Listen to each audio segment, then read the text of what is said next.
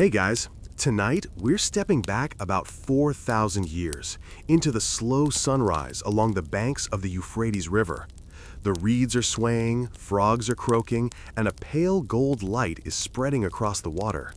You're lying on a thin mat, still groggy, listening to the first calls of merchants, herders, and fishermen as the city stirs awake. It's the kind of morning that feels timeless, except you're not a tourist here.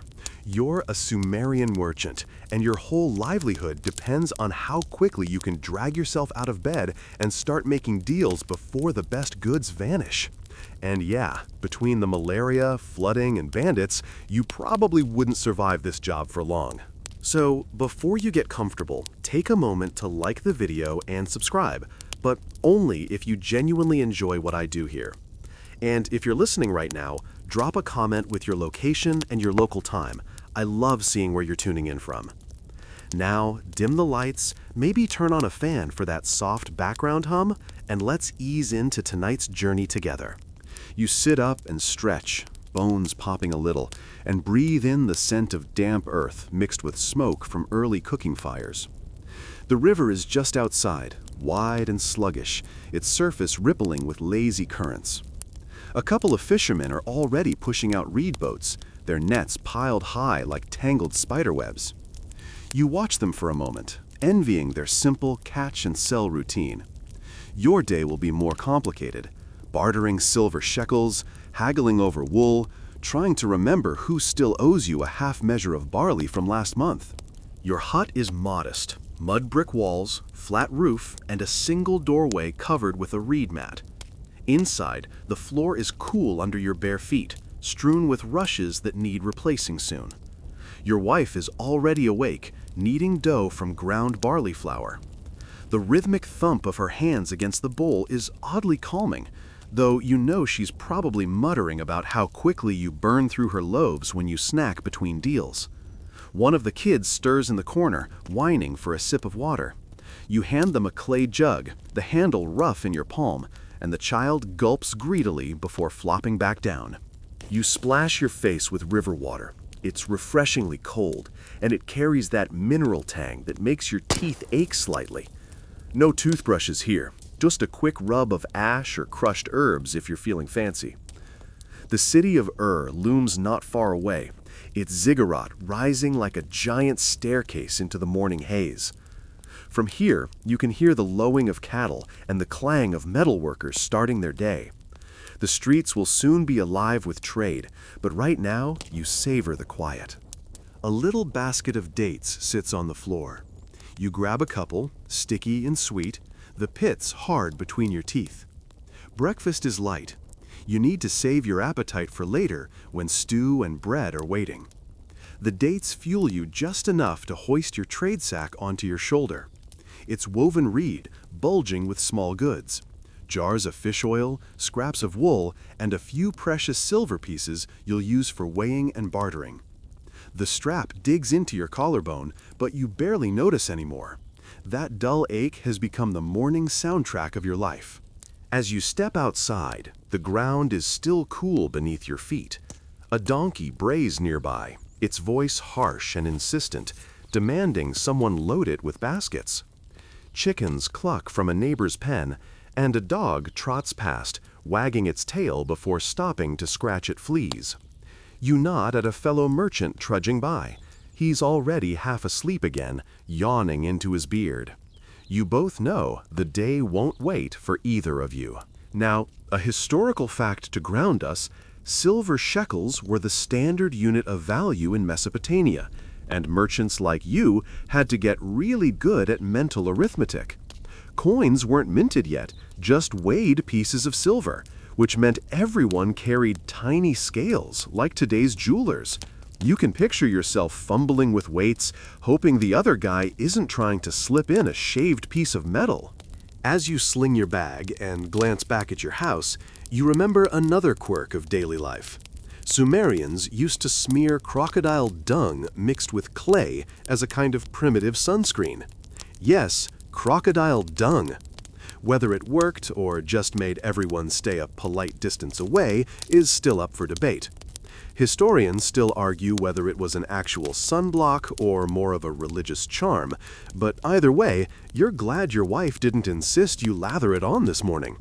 You begin the walk toward the city gates. The dirt path is rutted with cart tracks, still damp from last night's irrigation runoff. Farmers pass you, carrying bundles of reeds, their sandals squishing in the mud. The air smells of smoke, dung, and damp barley. Overhead, the sun is climbing slowly, its light soft and golden for now, but you know by midday it'll be blazing and you'll be wishing for shade. As you trudge along, you think about the deals you need to close today. One neighbor owes you half a jar of sesame oil, another promised a bolt of dyed wool, and then there's the fisherman who somehow always convinces you to take fish guts in trade.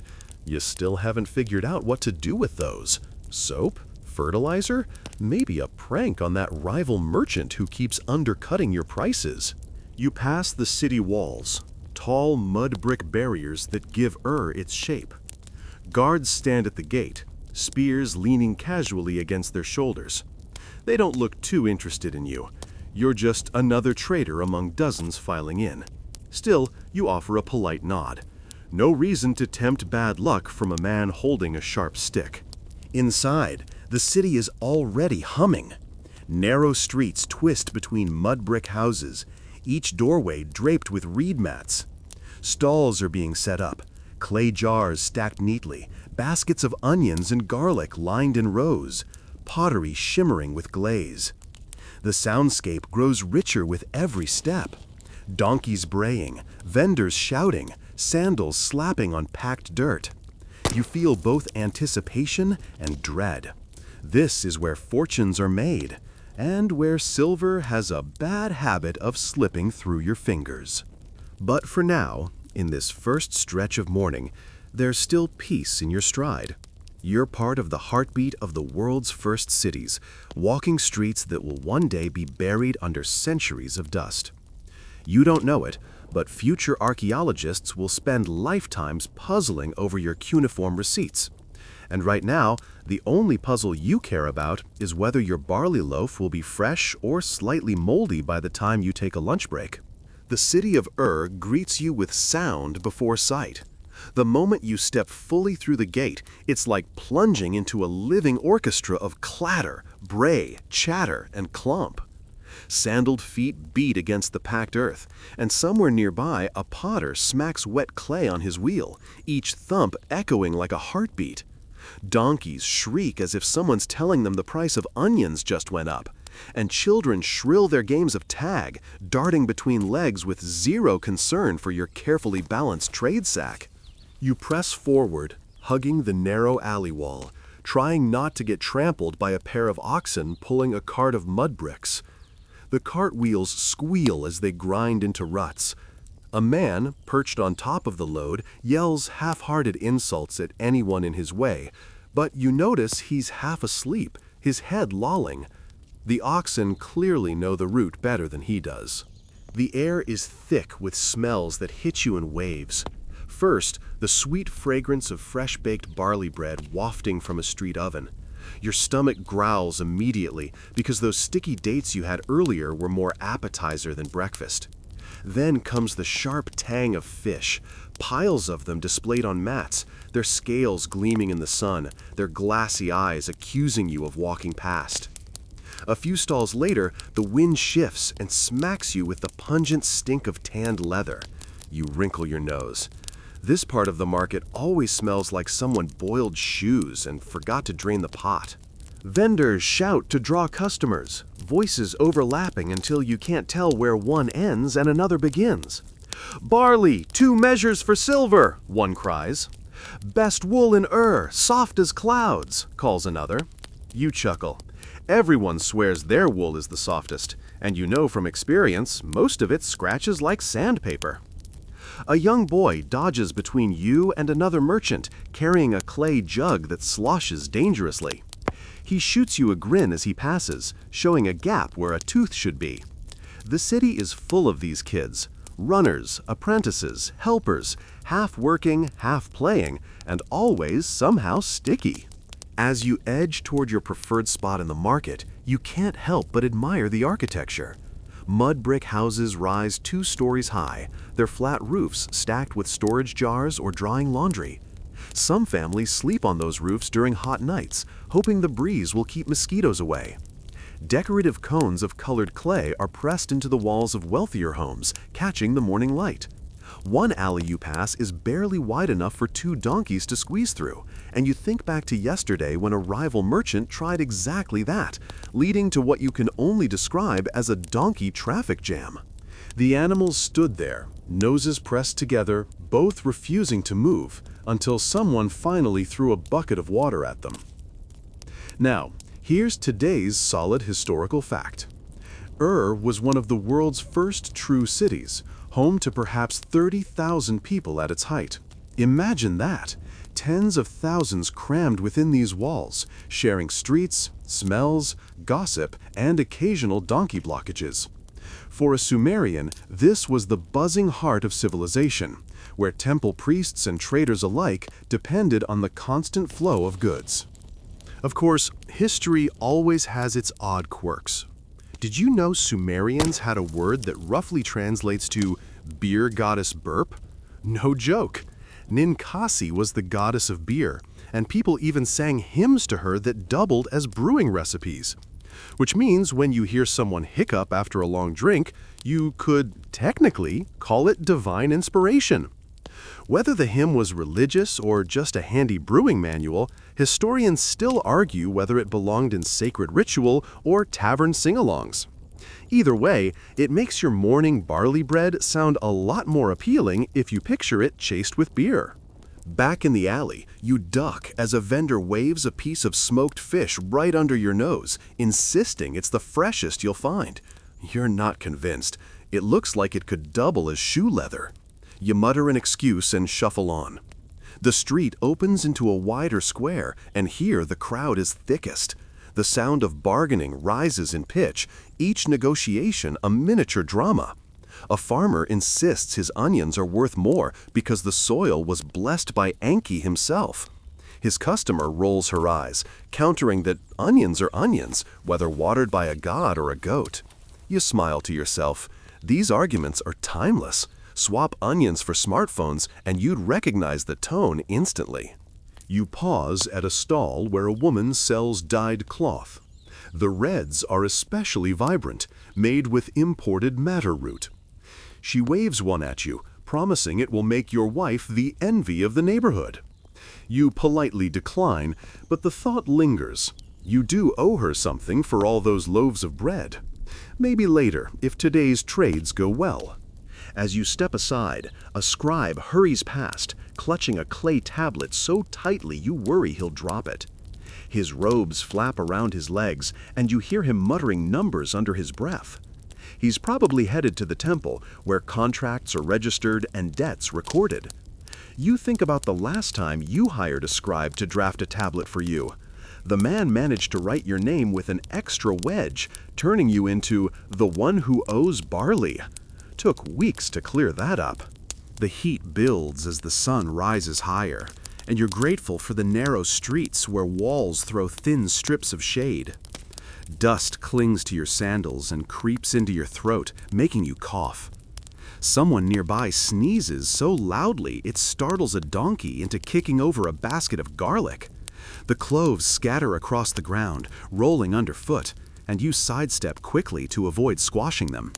The vendor curses under his breath, then shrugs and starts scooping them up again. Business as usual.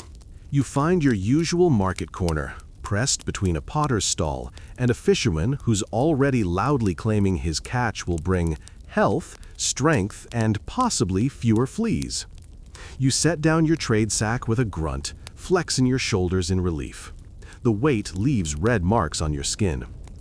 You take a moment just to breathe, letting the rhythm of the market wash over you, the rise and fall of voices, the clip of hooves, the occasional slap of a fish against a table. There's a strange comfort in this chaos.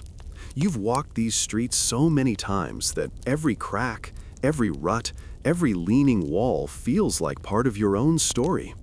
And though you know the city is full of rivals, debts, and the occasional scam artist, there's also familiarity here. May be noisy, smelly, and unpredictable, but it's your home. And in a way, these sounds, the donkey brays, the bargaining shouts, the clatter of trade, are as soothing to you as birdsong in the countryside. With your sack at your feet and the market in full swing, you roll your shoulders, ready for the real work of the day, weighing, haggling, and hoping no one tries to pay you in fish guts again. You crouch down on the packed earth, tugging your reed sack closer, and start unpacking your little arsenal of trade. Out comes the small wooden balance scale, its arms delicate but sturdy, strung with cords that creak softly when you test them. The pan on the left wobbles slightly. You've had to repair that cord twice already, and you silently hope today isn't the day it finally snaps in front of a crowd. Nothing kills a sale faster than your weights spilling dramatically into the dirt. From a smaller pouch, you carefully lift out your tiny collection of stone and metal weights. They clink like muted bells, smooth from years of handling.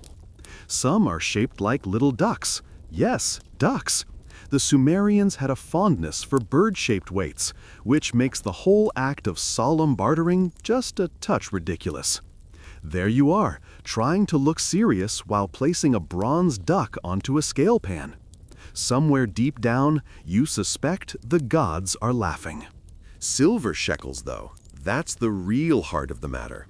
Not coins, not stamped tokens, but little chunks of silver you carry in a cloth wrap. You unfold it now, revealing dull gray glints in the morning sun. No two pieces look alike. They're chipped and uneven, each one demanding to be weighed. This is why merchants like you don't get much downtime. Every deal requires arithmetic, balance, and a healthy dose of suspicion. Your first customer of the day approaches, a farmer in a sweat-stained tunic, his beard sprinkled with flour. He greets you with a nod and sets a small clay jar in front of you. The smell hits first, sesame oil, rich and nutty, a prized staple. He wants to exchange it for a bit of wool and perhaps a dab of fish oil. You nod, set the jar aside, and begin the ritual. Out comes the balance, the silver duck weight, the piece of silver to be tested. The cords creak, the pans sway, and you squint as if you're divining fate from their movement. The weight settles. A fair trade, if you round generously. But you never round generously, at least not before lunch. You clear your throat, tilt your head, and remark that perhaps his jar is not as full as he claims. He protests, waving his hands dramatically, insisting he filled it to the brim just this morning. You shrug, amused at the performance. Eventually, you compromise. Slightly less wool for slightly less oil. The deal is sealed with a grunt, a nod, and the mutual relief of two men who didn't want to argue all day. Now, a quick pause for a solid historical fact. Sumerians were some of the first people to use standardized weights and measures in everyday trade, with systems that laid the groundwork for later civilizations. The mina, the shekel, the talent, these weren't just words, they were lifelines for keeping order in a bustling market where cheating was as common as donkeys blocking traffic. Speaking of cheating, your second customer approaches, and he's exactly the kind of man who tests your patience. He plunks down a small lump of silver, and the moment you touch it, you know something's off. The texture is gritty, the color a little duller than it should be. You place it on the balance, set it duck weight against it, and sure enough, it tips too quickly. Shaved silver. The old trick. Scrape a bit off every chunk until your purse is heavier and your conscience lighter. You raise an eyebrow, waiting for him to explain himself. He blusters, insists that the gods themselves blessed his silver, that it shines with divine purity. You're tempted to suggest the gods must have had butterfingers when they dropped it, because this piece is about a third short. Instead, you calmly slide it back across the table. He tries to argue, then sighs in defeat, pulling another piece from his pouch. This one is true weight, and you accept it with a small nod. Victory goes to the patient duck. And here's your quirky tidbit of the day. Sumerians sometimes kept track of their trades with little clay tokens before writing developed. Sheep-shaped tokens for sheep, jars for oil, cones for grain. Imagine dragging around a pouch full of tiny clay doodads to prove you bought groceries. Your sack would rattle like a toddler's toy chest. Eventually, scribes pressed those tokens into clay tablets, which, voila, gave birth to written numbers and records. So yes, your shopping list literally invented writing. Back in the square, you keep at it, measuring barley, weighing fish oil, swapping silver for bundles of reeds. The scales creak and sway endlessly, each deal a dance of fractions and suspicions. Sometimes you feel like a magician, coaxing fairness out of thin air. Other times, you feel like a referee at a sporting event where the ball is always slightly deflated. One woman brings you a bundle of onions so pungent your eyes water before you touch them. She insists they're worth more because they were grown in temple-blessed soil. You almost laugh. Historians still argue whether temple land was genuinely sacred or just the best irrigated, but either way, onions are onions. You offer her a fair weight of silver. She huffs, mutters about stingy merchants, but eventually accepts. You tuck the onions into your sack, already dreading how their smell will cling for days. The morning wears on, the sun climbing higher, its light glaring off clay walls. Sweat trickles down your back, your tunic sticking uncomfortably. You glance at your pouch. Silver exchanged, weights tested, scales intact. A small success, though you know the day is far from over. As you pause to sip from a clay jug of water, you think about how much your life depends on these fragile tools: scales, weights, silver. Lose one, and your livelihood collapses. And yet there's a strange satisfaction in it, too. Every creak of the cords, every sway of the pans is a reminder that you belong to one of the world's first professions. Traders built the web of civilization, stitch by stitch, duckweight by duckweight. And with that thought, you lean back against the stall, stretch your sore shoulders, and prepare for the next customer who thinks you can't tell shaved silver from the real thing. Spoiler, you always can. The morning rush settles into its steady rhythm, and soon the square smells like every pantry, barnyard, and questionable back alley rolled into one. You've unpacked most of your goods now, and the day becomes a long parade of everyday essentials, the true backbone of Mesopotamian trade. Forget gold and jewels. Your world is kept afloat by barley, wool, and, yes, sometimes even fish guts. A farmer arrives first with a woven basket heavy with barley. You run your fingers through the grains, letting them cascade like tiny beige rivers. The kernels are plump, though a few pebbles rattle in among them. Classic trick. He swears it's pure, temple-certified barley, but you know better. You pick out the pebbles one by one, holding them up with exaggerated flair. The crowd chuckles. The farmer shrugs sheepishly, mutters about stones falling from the sky, and then offers you a discount. Barley is currency here, as valuable as silver, because it feeds everyone from priest to fisherman. You sigh, accept his offer, and feel the sack on your side grow heavier. Next comes wool, freshly sheared, and already you can feel your skin prickle at the sight of it. The woman selling it swears it's softer than lamb's breath, but when you touch it, it scratches like you've rubbed a cactus on your palm. Still, wool is always in demand. You picture households across spinning, weaving, and sewing it into tunics and cloaks. You make the trade, hoping your wife can tame its prickliness later. A thought crosses your mind. Historians still argue whether Mesopotamian wool was naturally coarse or whether bad washing techniques made it feel like you were wearing sandpaper. You lean toward the second option, judging by today's sample. Then comes the least glamorous trade of them all: fish guts. Yes, fish guts. A fisherman lugs a clay jar toward you, its lid sealed with sticky bitumen. You already know what's inside, but curiosity or masochism makes you open it anyway. The smell blasts upward like an invisible fist. You stagger, blinking tears from your eyes, while the fisherman grins as if he's just handed you treasure. And in a way, he has.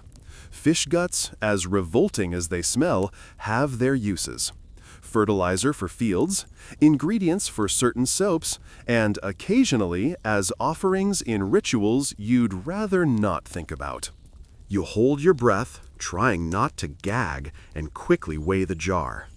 "Smells like money," you joke weakly, though everyone knows it doesn't. You hand over a few scraps of silver, and the fisherman walks away, satisfied, leaving you with the kind of odor that clings to skin, clothes, and probably your dreams later tonight.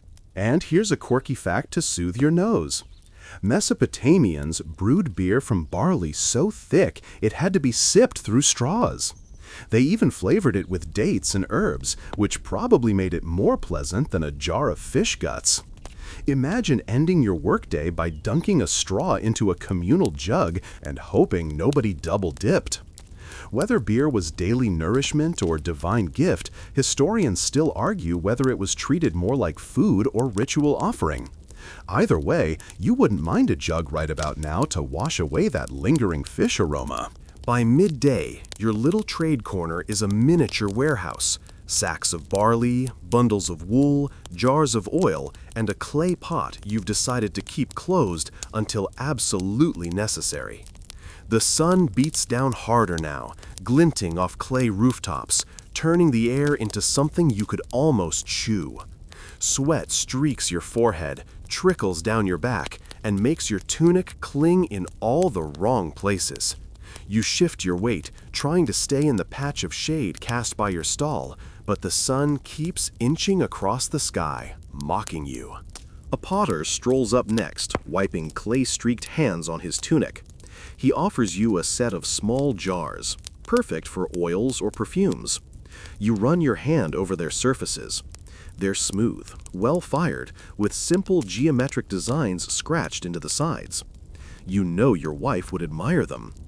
But the potter is driving a hard bargain, insisting his clay comes from a sacred riverbed where the water whispers secrets. You raise an eyebrow. If the river is whispering, it's probably saying, "Charge less." After some back and forth, you both settle on a trade. One jar for a measure of barley. A fair swap. And the potter walks away whistling, happy to have food for his evening stew. Your next customer is one of those dangerous ones, the storyteller type. He approaches with nothing to trade but tales, weaving stories of caravans, storms, and gods intervening in dice games. He swears he'll pay you next week after selling his wares in another town. You listen politely, half amused, half exasperated.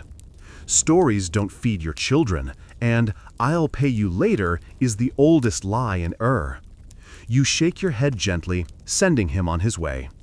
He leaves dramatically, muttering about merchants with hearts harder than kiln-fired bricks. You know you'll see him again in a few days with the same pitch. As the hours pass, you notice the rhythm of the market shifting.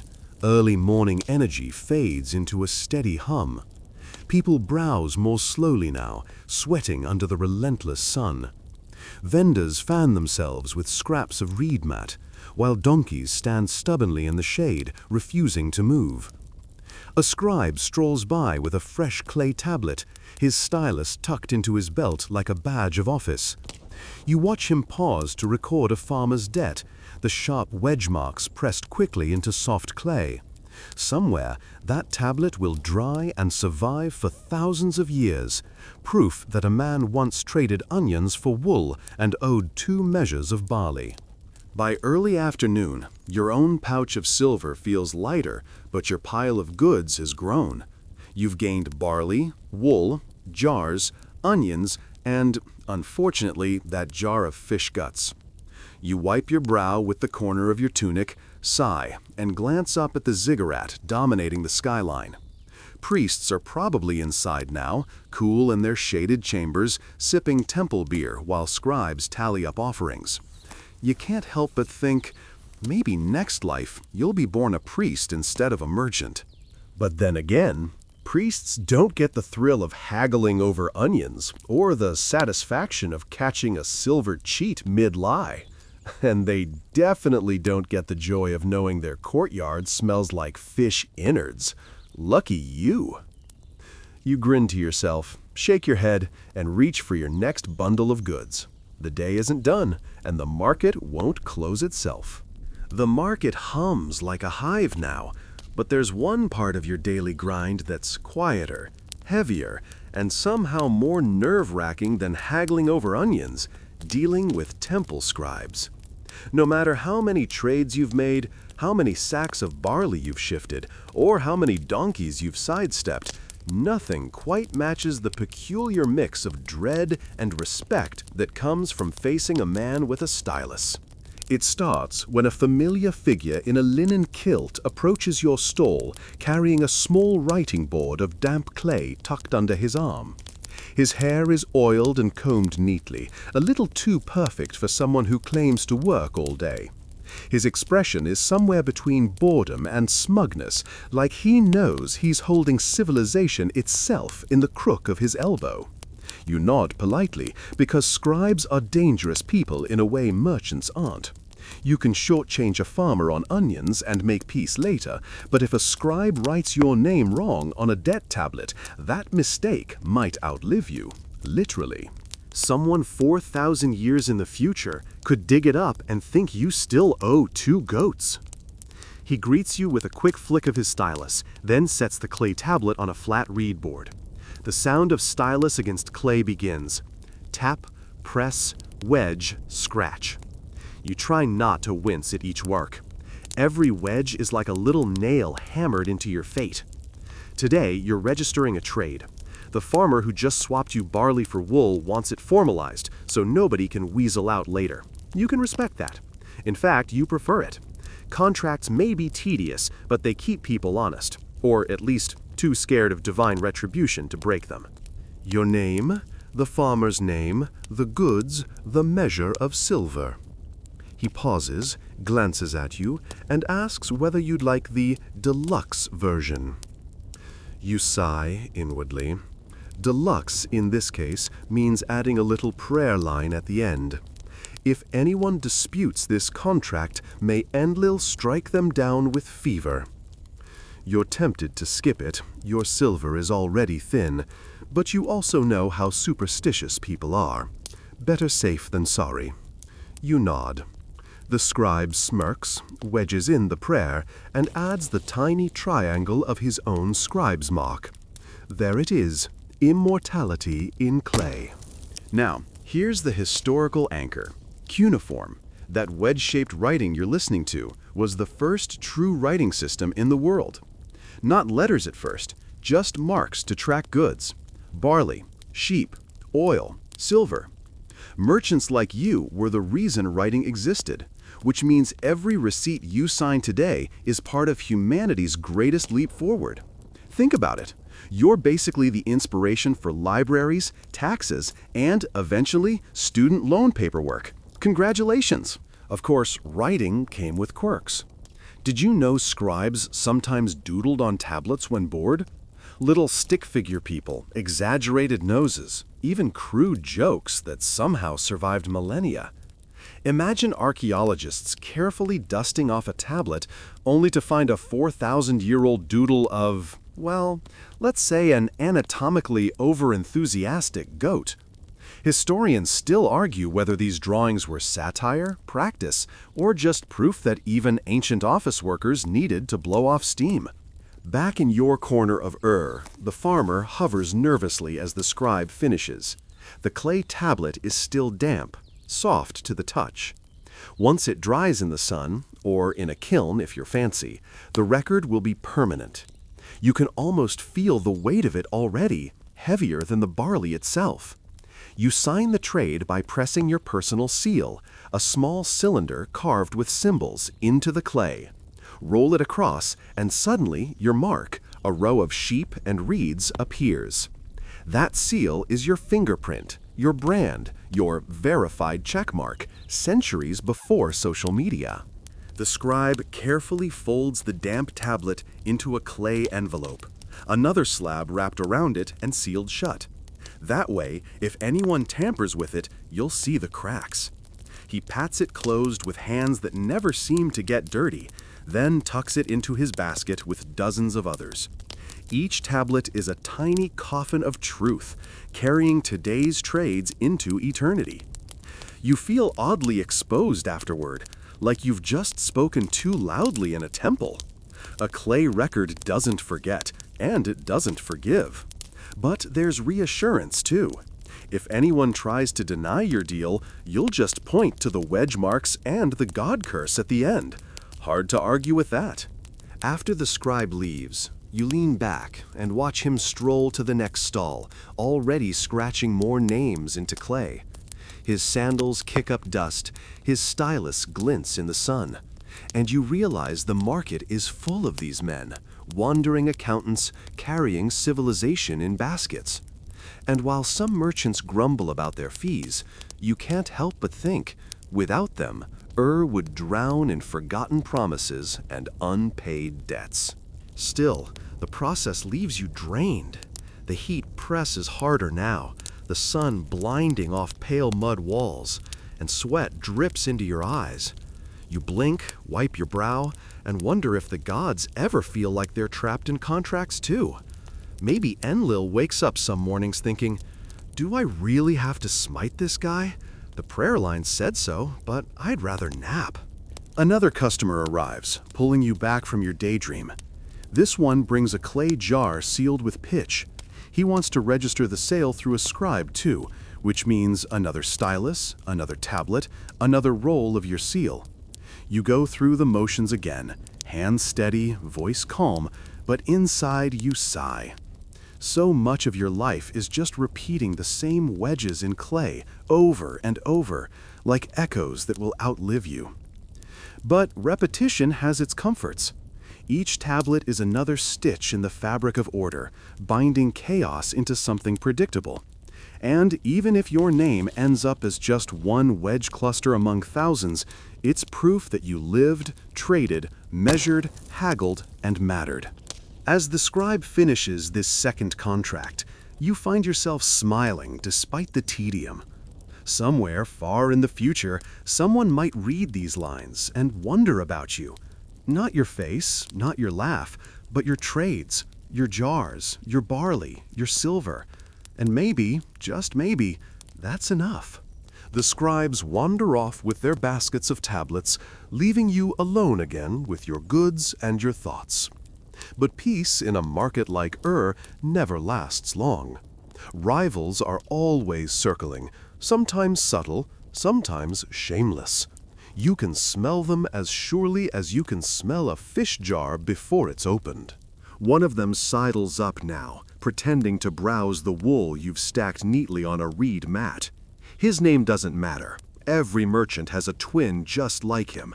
The man with too bright eyes, too loud laugh, and too many promises. He fingers the wool with exaggerated sighs, proclaiming that it's not bad at all. Though, of course, my wool is softer, whiter, and blessed by the goddess Inanna herself. You smile thinly. Rivals always seem to have a direct line to the gods when they're trying to sell scratchy cloth. He lingers, not really interested in buying. No, he's here for gossip, the true lifeblood of trade. He leans close, dropping his voice. Did you hear? A caravan from Mari arrived last night, full of lapis lazuli straight from the mountains. But, he pauses, milking the moment, only a handful of merchants were invited to the first deals. You nod, feigning disinterest, but your ears perk up. Lapis is rare, worth more than a dozen jars of sesame oil. If true, it could reshape your week. Rival merchants thrive on these whispered tidbits, always half-truths, always wrapped in exaggeration. Was there really lapis, or just some polished blue pebbles a clever trader painted to look exotic? Historians still argue whether most Mesopotamian lapis truly came from distant Afghanistan or whether some was sourced closer to home. Either way, your rival knows exactly how to dangle the rumor just out of reach. You deflect with your own morsel of gossip, mentioning, casually, that you heard temple priests were raising the tax on wool contracts. His eyes widen, his mouth twists. Is it true? Is it bait? You don't confirm. You just let the silence hang until he huffs, mutters about stingy priests, and drifts away, defeated in today's skirmish of half-lies. Another competitor soon takes his place. This one doesn't waste time with words. He sets up a stall only a dozen paces from yours, displaying nearly identical goods. Barley, wool, oil, the same lineup as your own. You feel your jaw tighten. Copycats are the bane of every merchant's existence. You watch him loudly declare his prices, deliberately undercutting you by the smallest sliver. 2 measures for this much silver, no less, no more. His voice booms like a town crier, aimed directly at your customers. You roll your eyes and counter in your own way, not with shouting, but with charm. When the next woman stops at your stall, eyeing barley, you greet her warmly, ask about her children, and throw in a sly comment about how last week's onions were particularly fine. She laughs, relaxes, and in that moment she chooses you over the loudmouth down the row. Sometimes business isn't about prices at all. It's about trust, familiarity, the comfort of knowing the merchant who sold you wool last month won't vanish with your silver tomorrow. Still, the tension hums. Rivals glance your way, tallying your sales, calculating your prices. You do the same. It's a delicate dance, part competition, part camaraderie. You all grumble about cheaters, all curse shaved silver, all groan when fish guts spill in the sun. But the truth is, without each other, there'd be no market at all. Now, here's your historical anchor. Records show that Mesopotamian merchants formed partnerships, sometimes pooling resources for big ventures like caravans or boat shipments. They trusted each other enough to share profits, and sometimes to share debts. That's both friendship and rivalry wrapped in clay contracts. You can almost imagine yourself bound into one of those deals, praying your partner doesn't skip town while you're left paying temple taxes. Merchants were notorious for gossiping, not just about trade, but about who was late to temple, who was skimming barley rations, and which donkeys looked suspiciously healthier than they should. In fact, one surviving tablet contains what might be the oldest written complaint, a customer griping that a merchant delivered the wrong grade of copper ingots. So yes, customer service complaints are at least 4,000 years old. Some things never change. The afternoon heat thickens, and with it the rivalries grow more theatrical. One merchant theatrically bites into his barley to prove it's pure. Another swears loudly that his fish oil is so fresh it still dreams of the river. A third insists his wool will make you irresistible to women, though judging by his own tunic, the evidence is thin. You can't resist a small joke to your neighbor. If his wool is that powerful, why is his wife always shopping at my stall? Your neighbor snorts, nearly drops his jug of oil, and for a moment, even the tension feels light. Still, beneath the laughter, you know rivals are watching. Every deal you make, every coin you weigh, every nod from a customer, it all becomes part of the unspoken scoreboard. The market is not just about silver, it's about reputation. Lose it, and you might as well pack your goods and find another city. So you keep smiling, keep weighing, keep tossing out small jokes to ease the sharp edges. You remember faces, remember who prefers a fair deal over a cheap one. Remember who grumbles but always comes back anyway. Your rivals can shout, whisper, or undercut all they want, but you know the true secret of trade in isn't silver or barley. It's trust, built wedge by wedge, deal by deal, day by day. And as the sun dips lower, casting long shadows across the stalls, you feel that trust holding. Rivals may hover, but your customers keep coming back. That's enough. The heat presses heavier now, a thick blanket of sun that even the shade of your awning can't quite fend off. Sweat runs down your temples, trickles down your back, and your tunic clings like damp parchment. This is the part of the day when the air itself feels like work, when breathing takes effort and standing still somehow makes you sweat more than lifting sacks of grain. You tug your headscarf tighter against the glare, wishing for one blessed cloud to drift across the sky. Of course, the gods of don't deal in shade on demand. And so, like every merchant who survives the Sumerian sun, you rely on tricks. One hand dips into a small jar at your side. Not oil, not silver, but something stranger. A mixture of ground herbs, resin, and a smear of fat. You dab it onto your skin, and it spreads with a sharp scent, not pleasant but bearable. It's meant to keep the flies away more than anything, though some whisper it protects against heat stroke too. You tell yourself it works, mostly because you want it to. Then there's the head wrap, a strip of linen you've dunked in the morning's leftover water. Even half evaporated, it offers the faintest whisper of cool. You're careful to shield your jar of water from greedy eyes. Water is silver when the sun climbs high. A sip too many, and you'll regret it come evening. The crowd moves slower too, like they're all dragging invisible weights.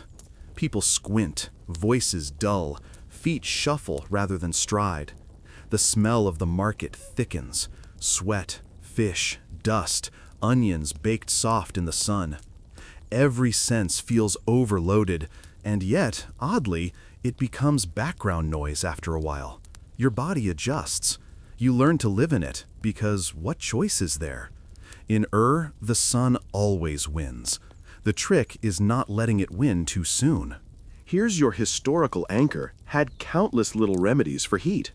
Archaeologists found references to scented oils used to refresh the skin, and temple prescriptions recommending cool baths when possible. Some records even describe clay jars filled with damp reeds, used as primitive evaporative coolers. Imagine a clay air conditioner, sweating like you do, turning hot air a little less suffocating. Not perfect, but clever.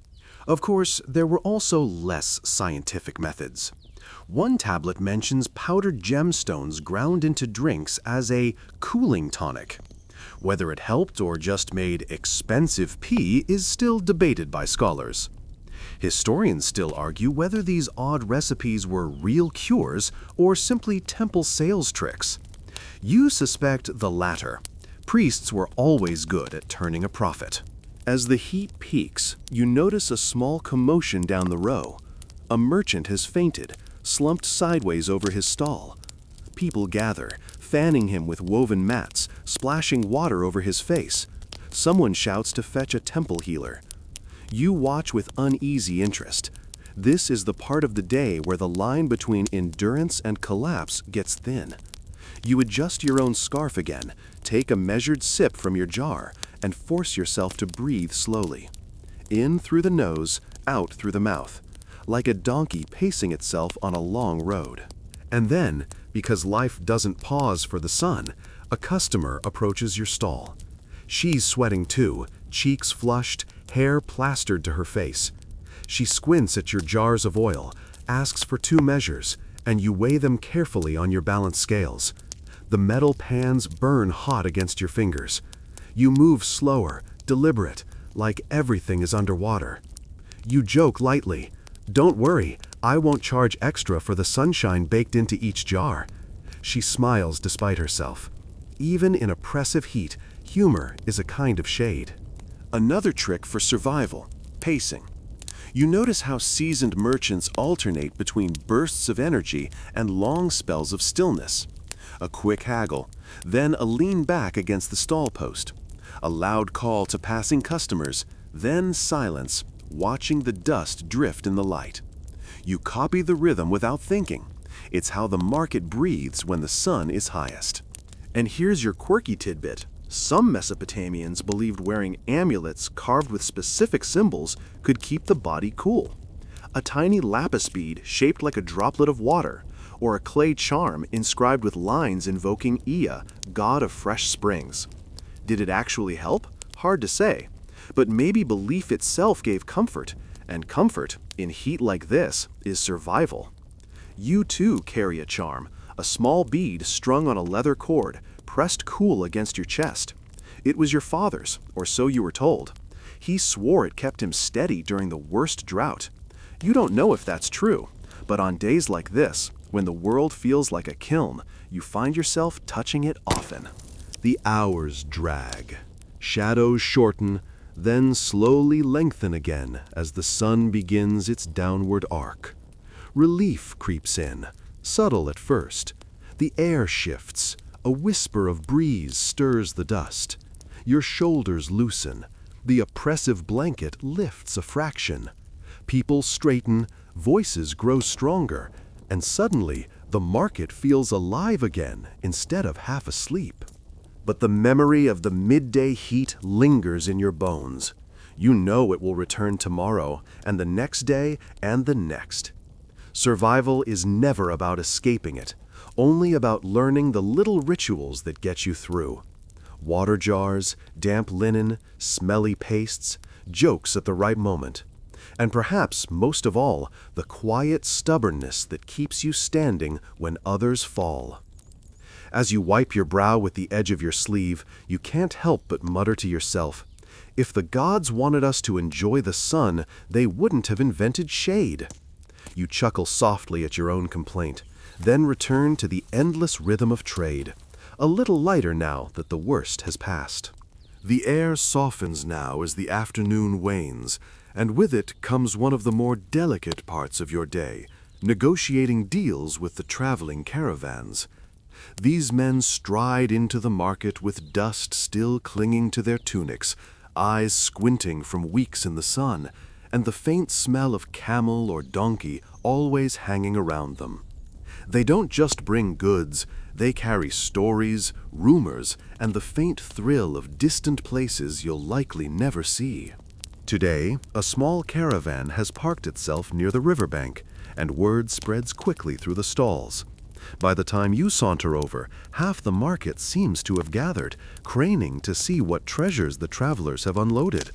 Rolled bundles of wool, baskets of dried figs, bundles of reeds, and, most enticingly, small lumps wrapped in cloth that glint faintly in the fading sun. Copper, perhaps, or tin. You can feel the buzz in the crowd. Metals are worth more than half the jars of barley stacked back in your stall. Negotiating with caravan folk is its own kind of art. They're weary but sharp, proud of the distance they've crossed, and quick to spot weakness in a city merchant. You greet one with a smile, offering him a sip from your water jar, a courtesy to show you respect his travels. He takes it gratefully, wipes his beard, and leans close. 2 ingots of copper, he whispers, unwrapping a cloth. The metal inside gleams dully, heavy in your hands. Now comes the dance.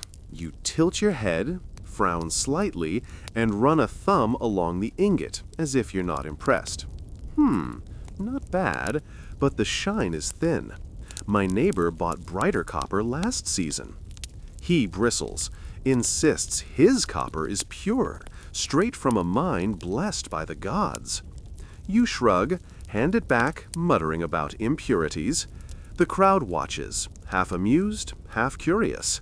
Negotiations in Ur are as much performance as business.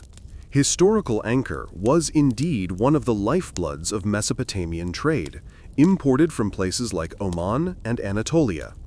Without it, no bronze, and without bronze, no tools, no weapons, no prestige. Every ingot you bargain for is a piece of civilization's foundation. You press further. 1 ingot for 3 measures of barley. That's fair. He laughs, loud enough to turn heads. 3. My donkey carried this copper across mountains. You insult both me and my animal.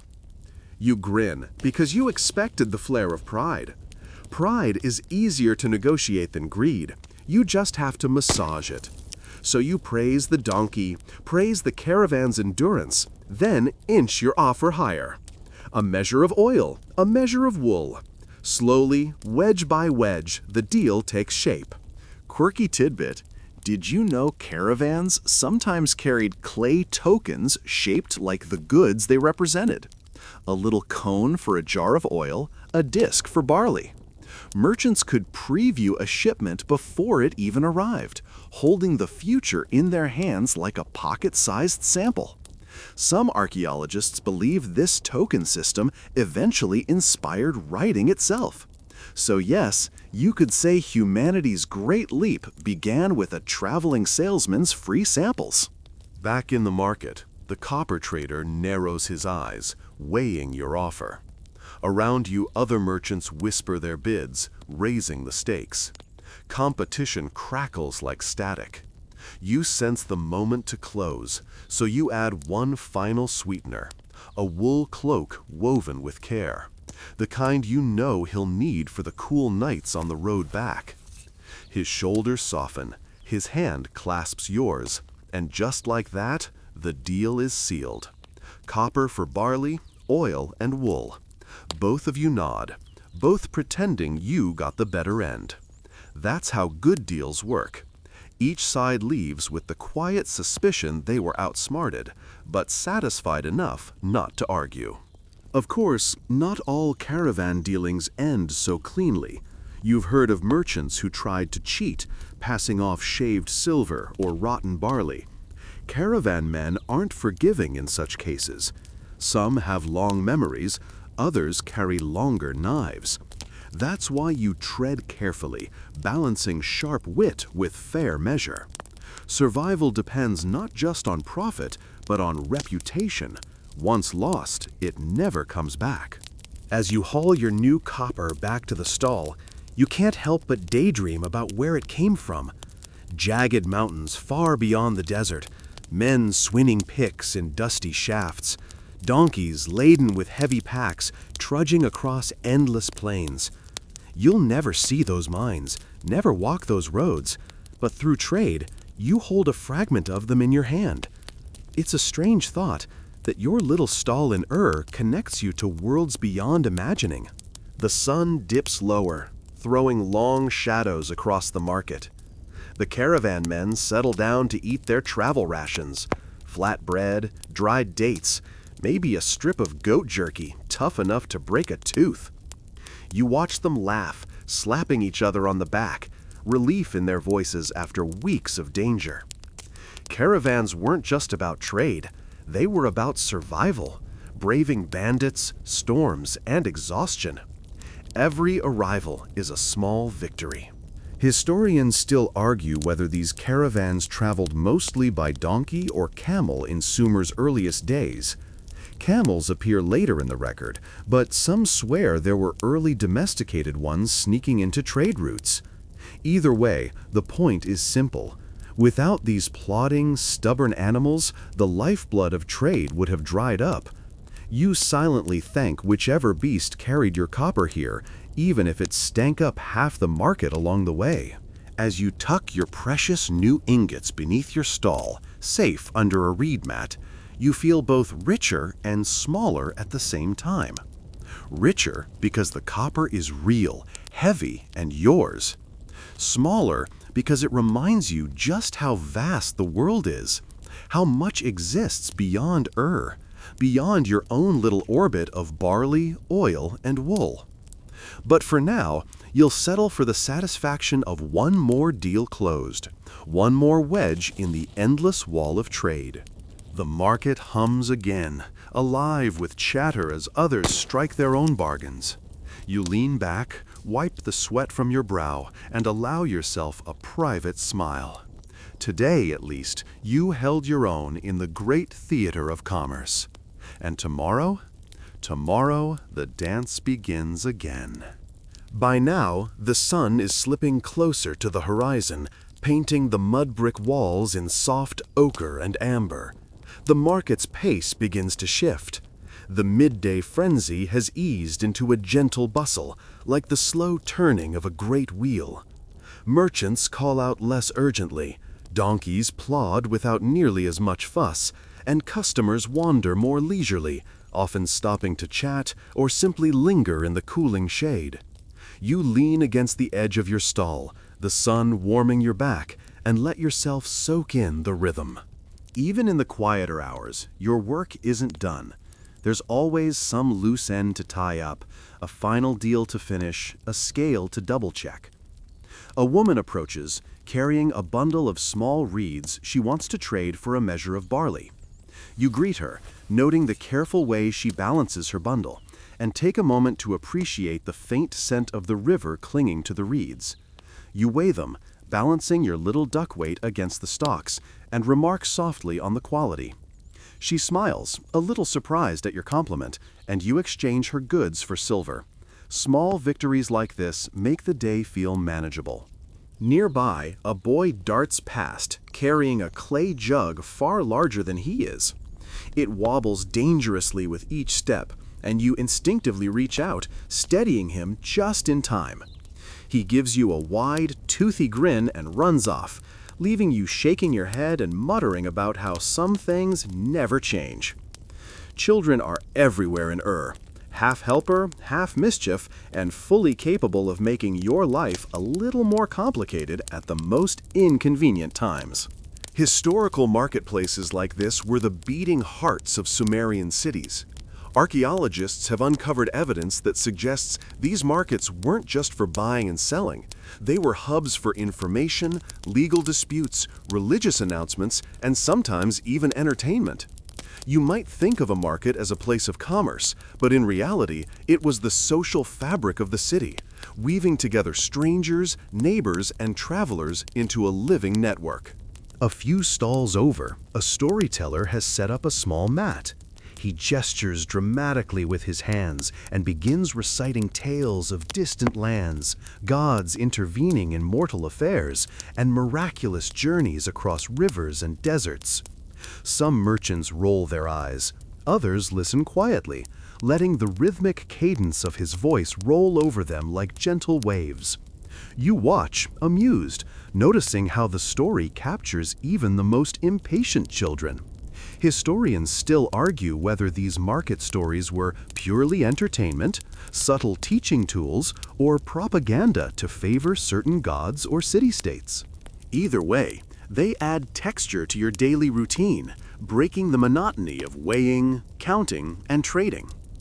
Back at your stall, you attend to the final trades of the day. Barley goes to a mother with children clinging to her skirts, wool to a young apprentice learning to spin, and jars of oil to a tired fisherman who promises to return tomorrow. Each transaction is a thread, connecting you to the lives of those around you. Even the smallest exchange carries weight, a subtle reminder that you are part of something larger than yourself. Quirky tidbit: some Sumerians believed that smiling while trading could influence the gods' favor on the deal. A friendly face was said to bring luck and prosperity, while a grumpy merchant risked divine disfavor. You chuckle to yourself as you smile at a customer, silently hoping that your centuries-old charm hasn't completely failed. The shadows grow longer, stretching across the square like lazy cats. A gentle breeze ripples through the alleyways, carrying scents of roasted barley, dried fish, and faint smoke from nearby ovens. You close your eyes for a moment, inhaling deeply, letting the scents, sounds, and subtle chaos wash over you. The world feels suspended, a delicate balance between labor and rest, sun and shadow, work and the quiet satisfaction of survival. One more batch of trades comes your way. A farmer, sweating and red-faced from the heat, wants to exchange sesame seeds for wool. You weigh the seeds carefully, noting their uniform size and the faint smell of the soil where they were grown. You smile and comment on their quality, and he grins, pleased that someone appreciates his diligence. The exchange is quick, seamless, and satisfying, a perfect capstone to the day's work. By now, the river near the market glints gold as the sun dips lower, reflecting shards of light onto the nearby walls. The light is soft and forgiving, washing the bustling square in calm amber.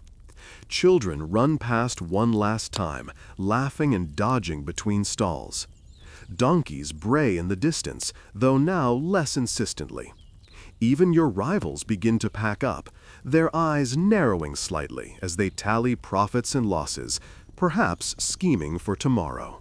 You take a step back from your stall, letting your shoulders relax, your hands unclench from the scales. The work of the day is winding down, and with it, a sense of satisfaction settles in. Every jar, every bundle, every silver shekel exchanged has reinforced your place in the rhythm of You've traded, bartered, laughed, and endured. Tomorrow will bring the same cycle, and the day after that, but for now, you savor the quiet pulse of accomplishment. And as the last customers drift away, you glance over your wares, counting silently. Barley, wool, jars, copper, a few small trinkets tucked for emergencies. You've done well. You even spot a small clay bead left behind by a child, which you tuck into your pocket as a reminder of the day's small joys. Historians still argue whether Sumerians considered the end of the market day a relief or merely a pause before tomorrow's grind. You suspect it's both. There's pleasure in finishing, but also a knowing that the same rhythm will resume without mercy or delay. As you start stacking your scales and packing away the last of your goods, a sense of contentment settles over you. The market may be chaotic, dusty, and sun-scorched, but it is yours, and you are part of its living pulse. And for now, that is enough. Evening arrives with a subtle softness, the sun dipping behind mud brick walls and painting the streets in deep gold and muted rose. The air, once oppressive, now carries a gentle warmth that brushes against your skin like a tired friend. The frenetic energy of midday has faded, leaving a calm that invites reflection. You wipe the sweat from your brow, tug your tunic into something less clingy, and take a slow, deliberate breath. This is the part of the day where merchants, travelers, and city dwellers alike can finally exhale. The first ripple of night shoppers moves through the market. Families stroll more casually, their children swinging small clay toys, trying to catch your attention. You greet each passerby with a soft nod, a practiced smile, and an easy comment on their day. Some stop for trade, others merely chat. A young woman pauses at your wool bundles, fingers tracing the rough fibers. You mention a recent wash technique to soften it, and her eyes light up. You barter a fair exchange, offering not just goods, but advice, weaving subtle human connection into each transaction. Nearby, a few older merchants set up low mats and clay pots for small, informal feasts. The smell of roasted barley drifts toward you, mingling with the lingering odor of river mud and dried fish. The aroma is oddly comforting, a reminder that no matter the chaos of day or the sun's fury, sustenance and community endure. You pause to watch, noting how different people gather. Some laugh loudly, others speak in hushed tones, and children dart between legs, squealing with delight. You reach for your clay jar of water, taking a long sip and letting the cool liquid soothe your parched throat. The taste carries a faint mineral tang from the river, hardly refreshing in the way modern water might be, but perfect for this moment. Survival in you remind yourself, is always relative. And moments like these, quiet exchanges, shared smiles, and the ritual of a refreshing drink feel like miniature victories over the day's relentless sun and dust. A wandering storyteller approaches, rolling out a small mat near your stall. He waves a hand in greeting and begins recounting tales of distant mountains and desert caravans. You pause, letting his voice float over you. His tales are meant to entertain, but there's a subtle undercurrent of wisdom woven in. Lessons about endurance, patience, and cleverness. You notice the market-goers gather quietly, children wide-eyed, adults nodding along, and you feel a gentle satisfaction. These moments are rare, laughter, learning, and life intersecting without urgency. Historians still argue whether such public performances were purely for entertainment or subtly structured to reinforce social norms, but to you, it doesn't matter. The stories are a balm for the weary.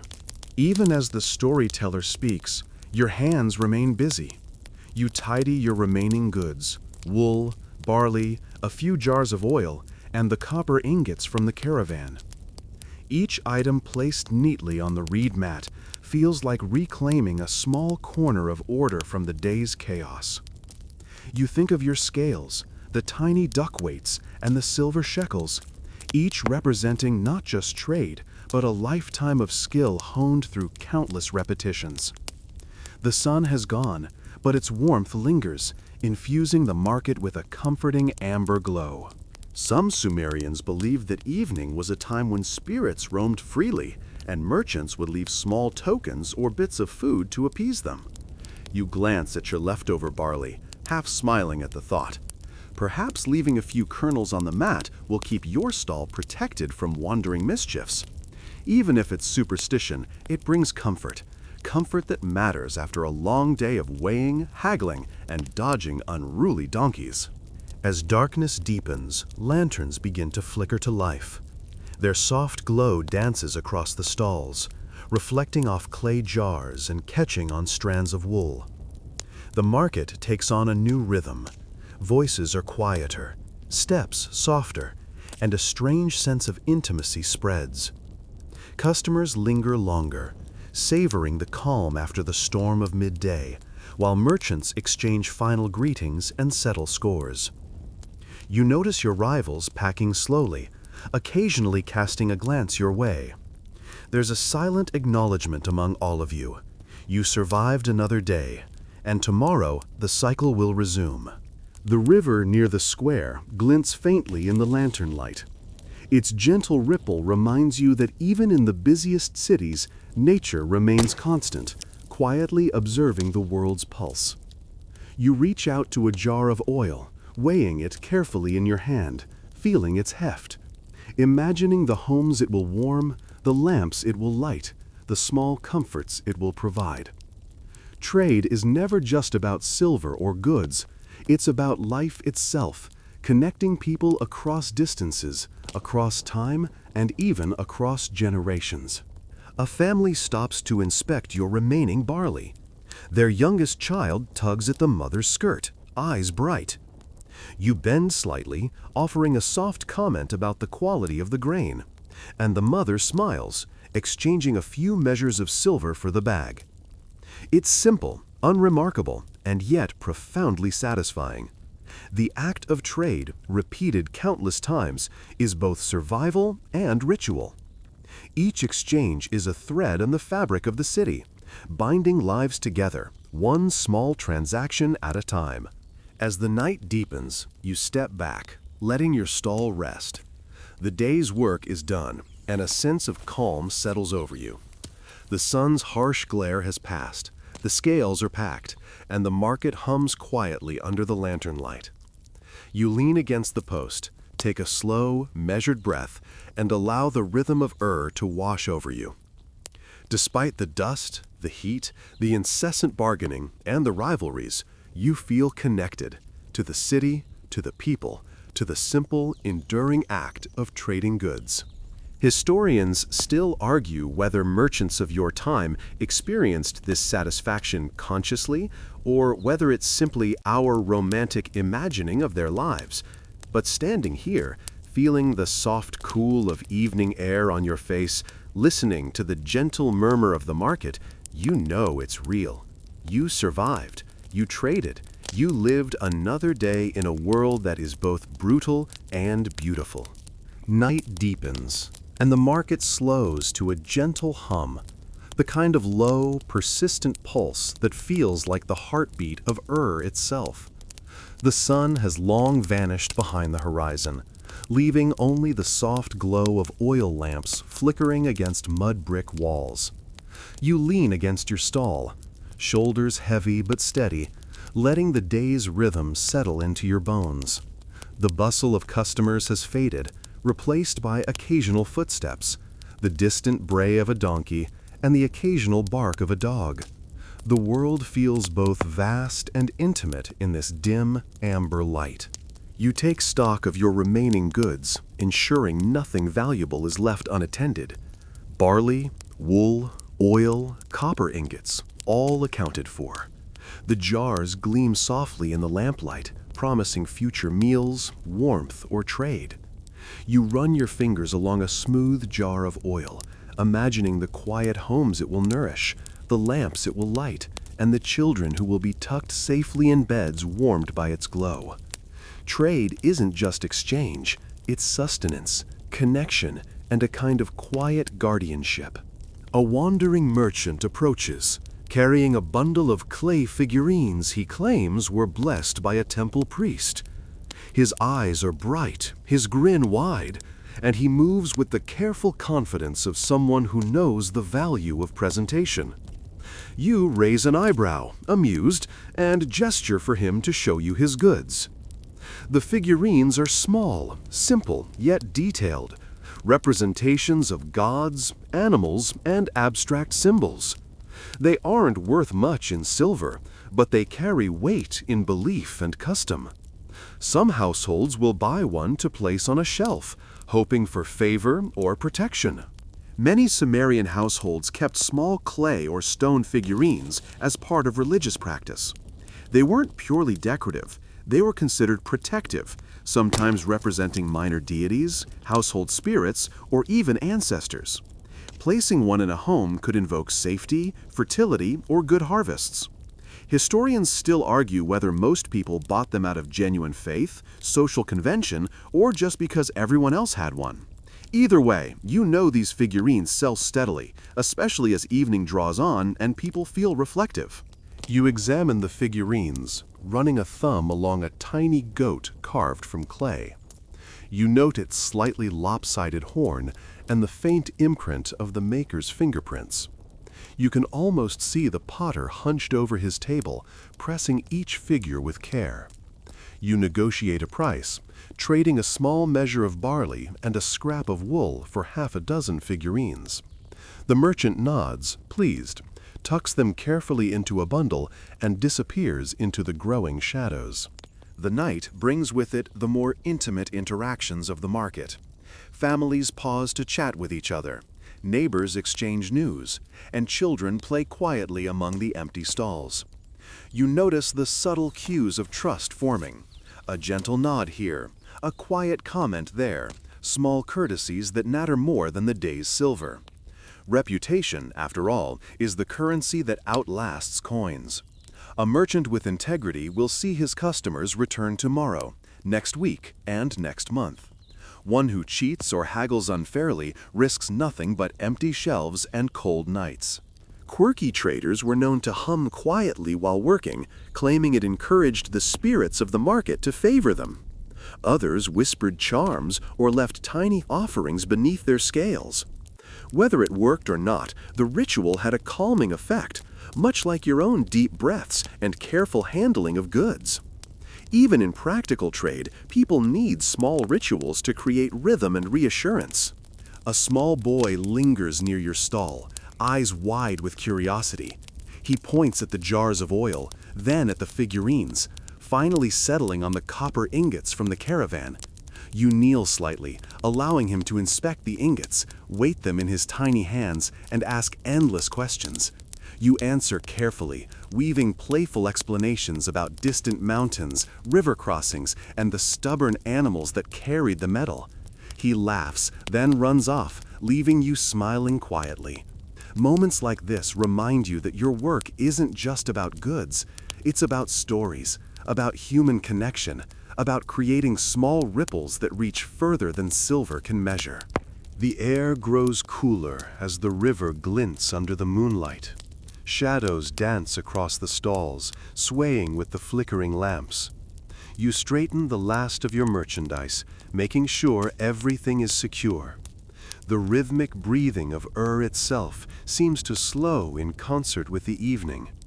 Donkeys huddle in corners, vendors sit cross-legged, and the faint murmur of conversation drifts lazily through the square. Historians still argue how much the evening market differed from the daytime one, but you know from experience, the subtle, relaxed energy of dusk brings a different kind of commerce. Deals are slower, prices more flexible, and human connection more prominent. People are less frantic, more reflective, and easier to engage with. Your own fatigue is balanced by a gentle sense of accomplishment. You survived the sun, navigated rivals, closed trades with caravans, and connected with your neighbors. You pause, taking a deep breath and letting your eyes wander over the quiet square. The interplay of shadow and lamplight, the soft rustling of cloth and reeds, the faint laughter of a child echoing in the alleyways. All of it blends into a soothing hum. You feel part of a network, a rhythm that has persisted long before you were born and will continue after. Trade, life, and community exist in this delicate balance.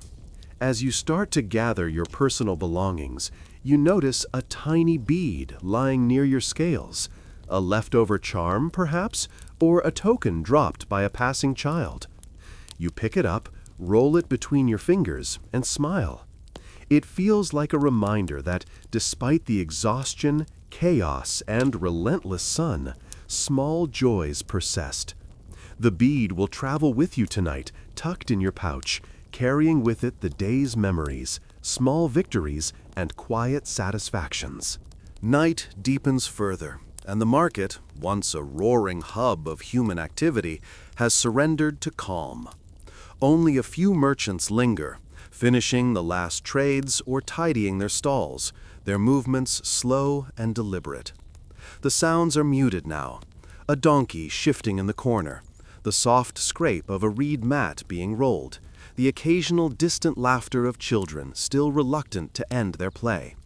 The air carries a coolness that your sun-baked skin welcomes, brushing gently across your neck and shoulders.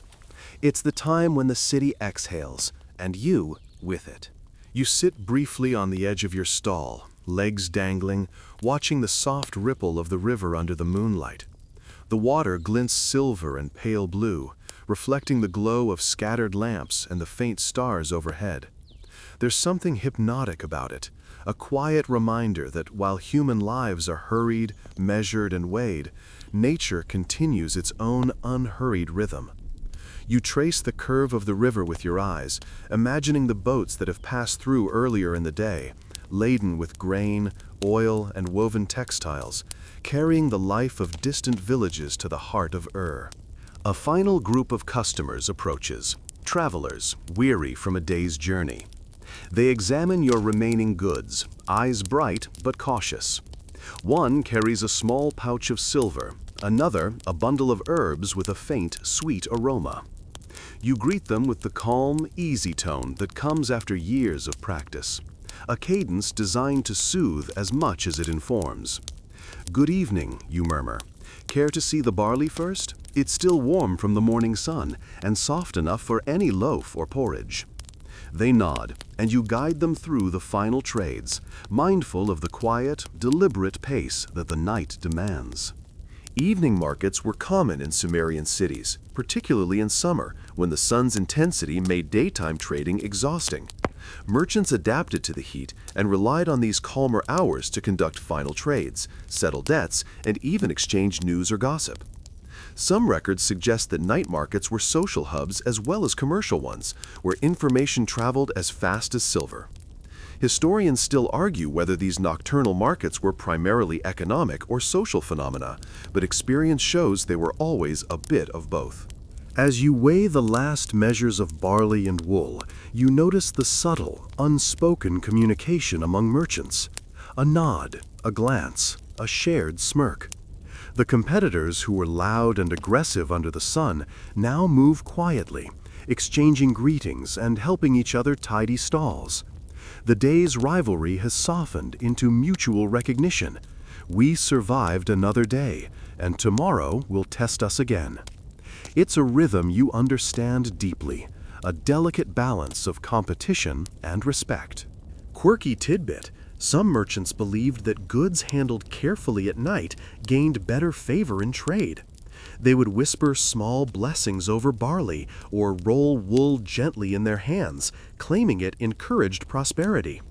While modern eyes might dismiss it as superstition, you can't deny the subtle effect it has on your own movements.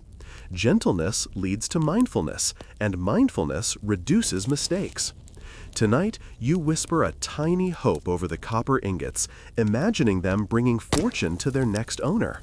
The breeze carries faint aromas from nearby kitchens, roasting lamb, freshly baked bread, and simmering stew. It's intoxicating, a reminder of why people come to markets beyond mere trade: community, sustenance, and the shared rhythm of daily life.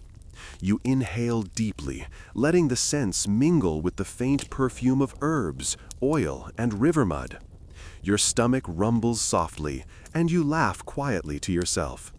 Trading is work, but life itself must continue beyond the scales and measures. You look over your remaining goods. Everything is accounted for, neatly stacked or tucked under mats. The copper ingots, the last jar of oil, the barley, wool. Each piece tells the story of the day. Negotiations with caravans, small trades with neighbors, careful dealings with customers. You handled each with patience, skill, and a touch of humor. You feel a quiet satisfaction, a sense of accomplishment that isn't loud or flashy, but enduring, the kind that seeps into your bones like the cool night air. A child darts past, chasing a stray chicken, and you can't help but smile at the persistence of life. Even as darkness settles, chaos and energy remain, tucked into small movements and fleeting laughter. The market is no longer a battlefield of commerce. It is a living, breathing organism, slowing down but never truly still.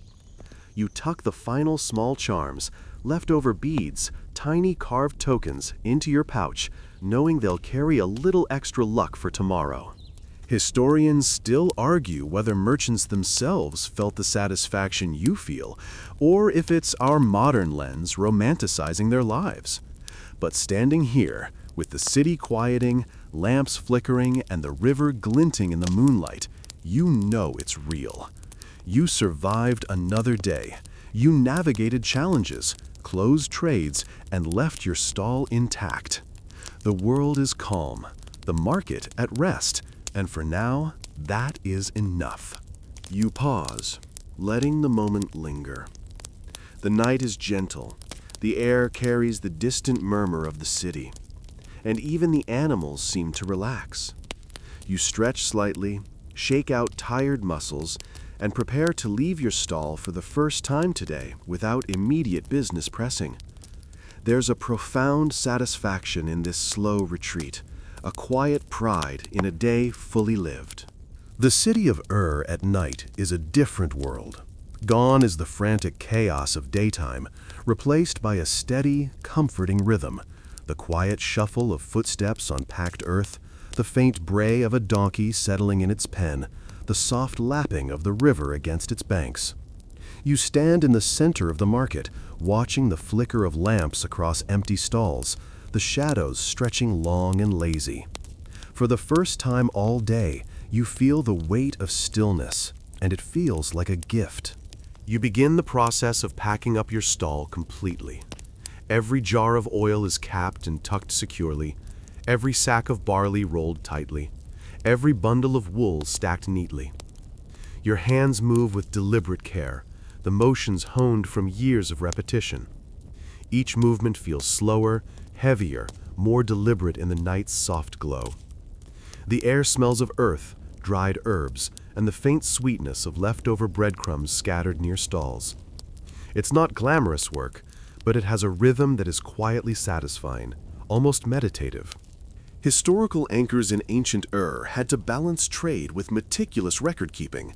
Clay tablets, sealed bundles, and detailed measures ensured accountability even when fatigue or distraction set in. Traders were among the first professionals in history to consistently combine labor, commerce, and bureaucratic precision. Historians still debate how strictly these rules were enforced, but your own experience tells you that a miscalculated measure could cost more than silver. It could damage your reputation. A group of late customers wanders past, their voices low and respectful. They pause near your stall, admiring the remaining goods, but you shake your head with a gentle smile. The day is done for transactions, you explain, though you offer guidance for tomorrow. One of them, a young apprentice from another part of the city, asks about the copper ingots you recently acquired. You show him one, turning it in your hands, pointing out its weight, sheen, and origin. His eyes widen.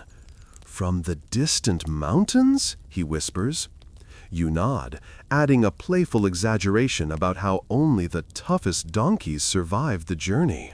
He laughs, and you feel the subtle satisfaction of teaching, sharing knowledge as naturally as trade. Quirky tidbit. Some Sumerian merchants believed that handling goods at night under the moon's soft light imbued them with extra luck. Whether this was superstition, poetic thinking, or a reflection of practical mindfulness, it gave merchants a reason to slow down, to move carefully, and to treat every jar, ingot, and bundle with attention. Tonight, you feel the truth of it, not in magic, but in the clarity and care your slower movements bring. The air carries the distant sounds of families closing doors, of animals settling, and of occasional laughter fading into the quiet night. You pause to watch a small group of children chasing a stray cat through the empty alleys, their shadows stretching long against the walls. You feel a lightness in your chest, a reminder that life continues beyond transactions, beyond measures and silver, and that even small, fleeting moments carry significance. Nearby, a rival merchant lingers, finishing his own pack-up. He nods at you, a subtle acknowledgement that the day's competitions are over. Rivalry doesn't vanish, but it softens with the night. There's respect in these gestures, an understanding that surviving another day in harsh sun, navigating caravan deals, and managing unruly customers is no small feat. You return the nod, sharing the quiet camaraderie that only those who live the same cycle of labor can understand. The river glints under the moonlight, and you allow yourself a moment to breathe deeply, savoring the coolness on your skin. Your hands are sticky with a faint residue from handling jars and coins. Your tunic still bears the smell of dust and oil, but there's a quiet contentment in that. The market has served its purpose today. The goods have found new homes, and the rhythm of continues uninterrupted. Historians still argue how much social life centered around the night market. Some suggest that evening hours were primarily practical, while others believe they allowed merchants and customers alike to interact in ways impossible during the sun's oppressive glare. You suspect it is both, a necessary period for completing transactions and a soft interlude for reflection, conversation, and human connection. As the final lanterns are extinguished in the distance, you begin to fold your mats, tuck away your scales, and gather your personal belongings. Each movement is deliberate and precise, a quiet meditation on survival, skill, and patience. You glance at the remaining jars of oil and the copper ingots, imagining them in the homes of those who will use them tomorrow.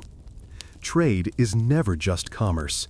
It's sustaining life, connecting people, and providing small comfort. A faint breeze stirs, carrying scents of baked bread, dried herbs, and the river's earthy tang. It brushes across your face and shoulders, cooling the sweat from the day and the heat still lingering in the mud brick walls. You close your eyes for a moment, letting the air calm your mind. The market is silent now, save for the distant murmur of the river and the occasional animal.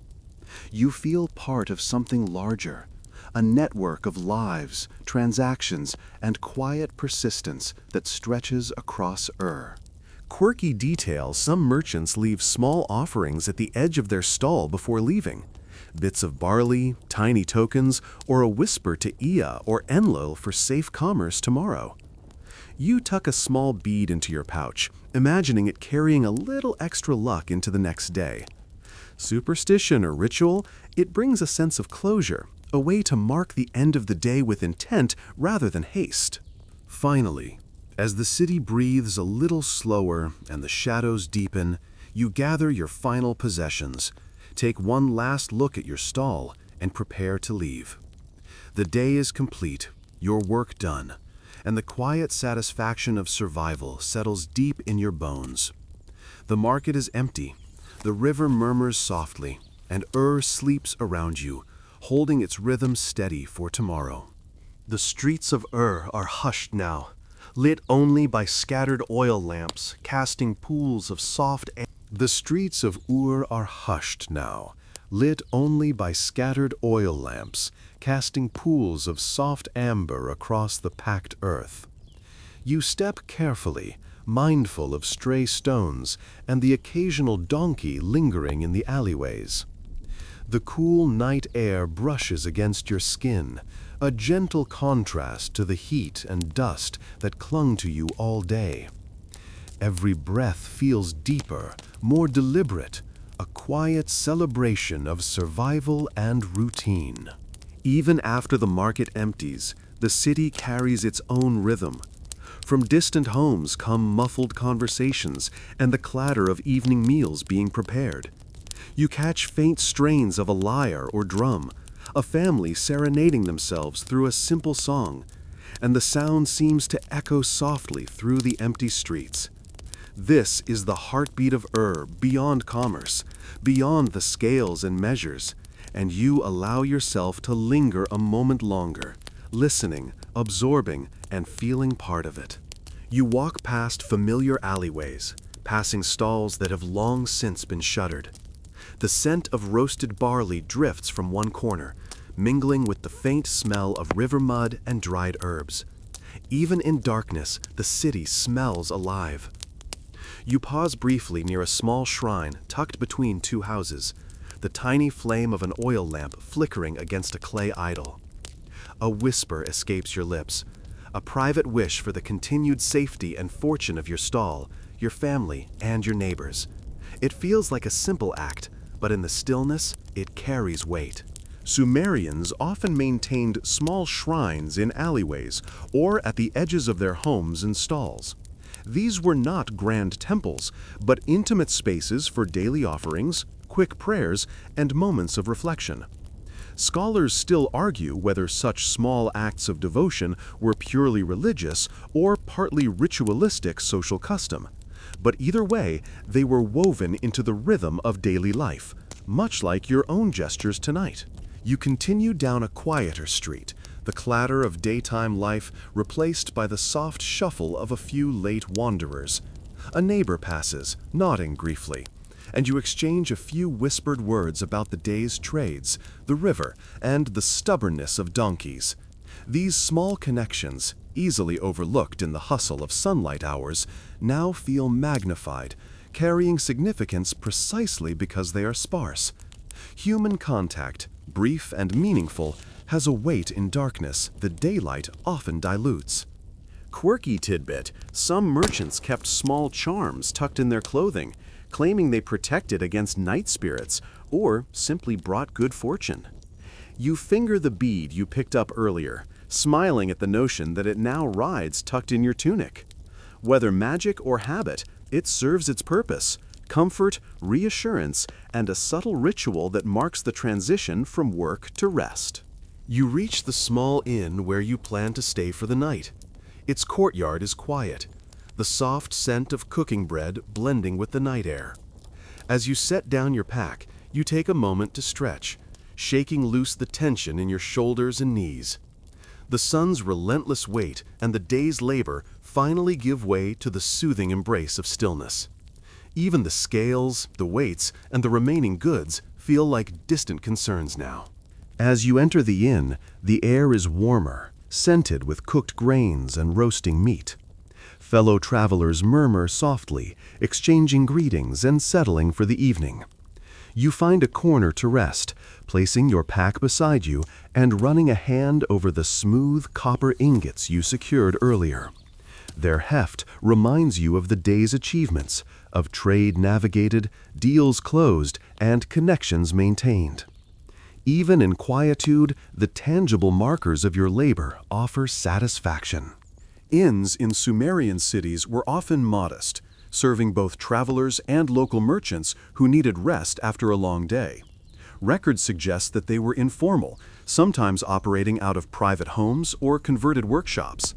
Scholars debate how comfortable these spaces really were, but for you, tonight, comfort is relative, and a soft mat and a warm meal suffice. You sit for a while, listening to the soft hum of conversations and the occasional clink of a clay cup. The ebb and flow of human activity, now slowed and softened by night, brings a gentle peace.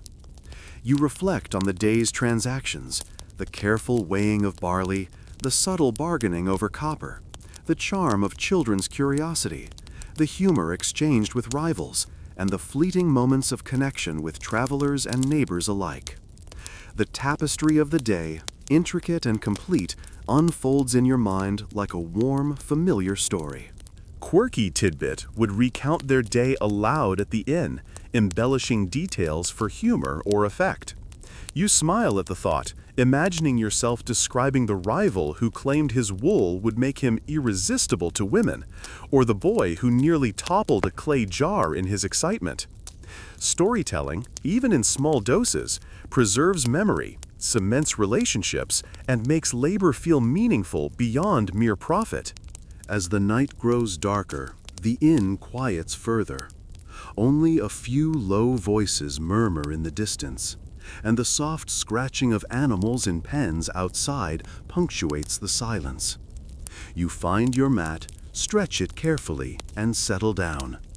The copper and clay beads are tucked safely beside you, a small reassurance of the day's success and the promise of tomorrow.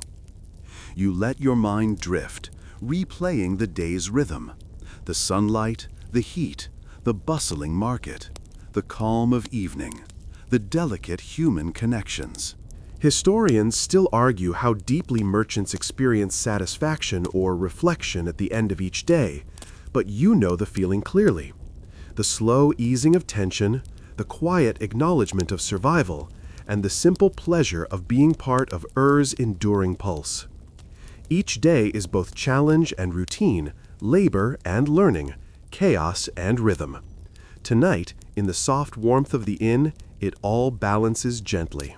You close your eyes for a moment, breathing deeply, feeling the cool night air mingle with the faint warmth of the inn.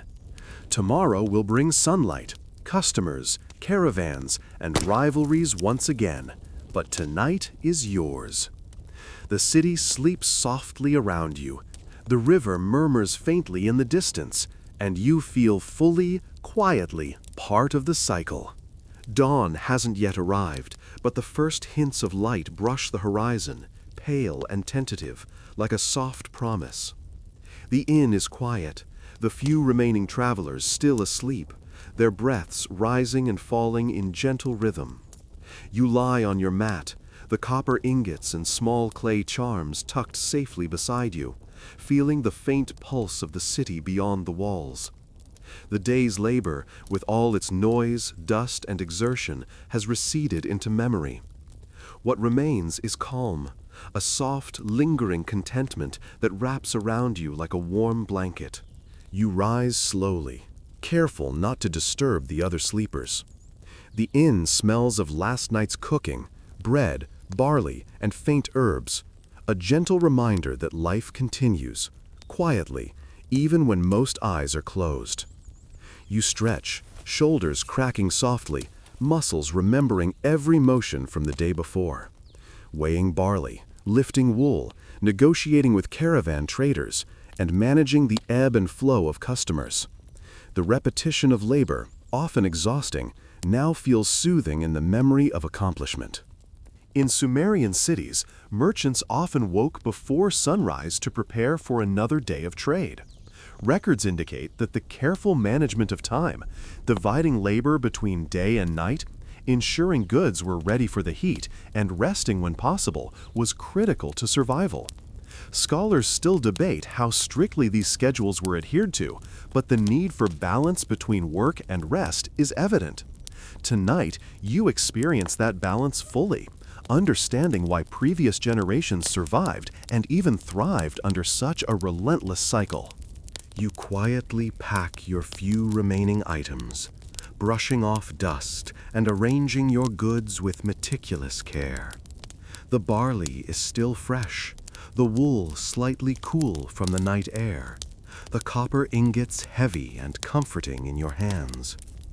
You take a moment to finger the tiny clay beads and tokens collected from children and wandering merchants, tucking them safely in your pouch. These small objects carry more than superstition. They carry memory, connection, and a sense of continuity. The first footsteps stir outside. A baker arrives with the day's fresh bread, carrying the faint, sweet smell of oven heat and rising dough. You pause to greet him, trading a small bit of advice on the use of your barley for morning porridge, sharing a laugh at the stubborn donkey tied to his cart.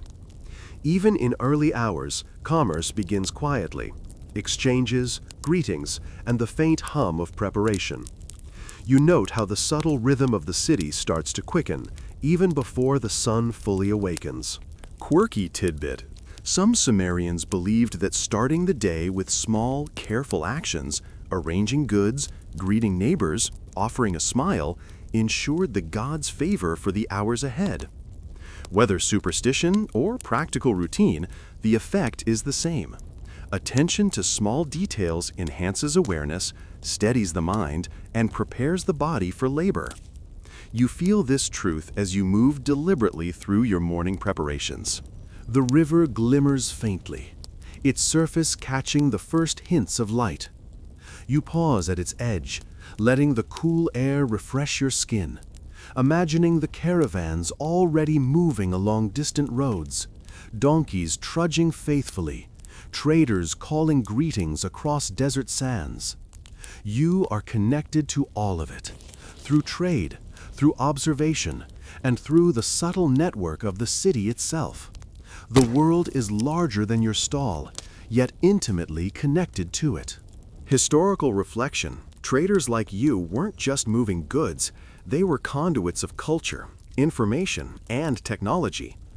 A shipment of copper could shape tools, a bag of barley could sustain families, and a small conversation could spread news across miles. Historians still argue whether merchants consciously understood this impact, but even unknowingly, each day of labor contributed to the larger functioning of civilization. You recognize it now, quietly, in the calm of dawn. You return to your stall as other merchants begin arriving, their movements careful and deliberate. Conversations are soft, greetings exchanged with nods and subtle gestures. You help a neighbor lift a bag of wool, and he thanks you with a quiet grin. The market slowly begins to breathe again, the rhythm resuming, but the night's calm lingers like a shadow, softening the edges of the coming day. Early risers sometimes whispered that the first rays of the sun carried subtle blessings.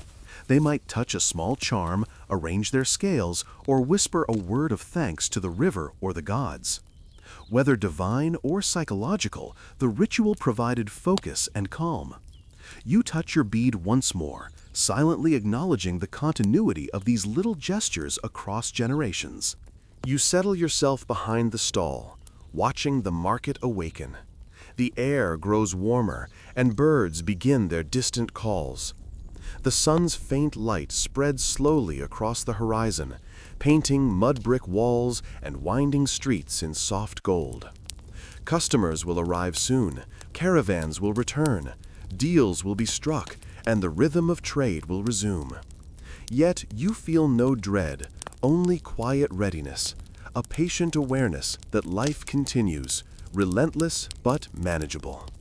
You reflect briefly on the day past, the oppressive sun, the strategic negotiations with caravans, the fleeting humor shared with rivals, the curiosity of children, and the subtle magic of small rituals. Every interaction, every tiny exchange, every weight measured and balance checked contributed to a tapestry far larger than a single merchant's labor.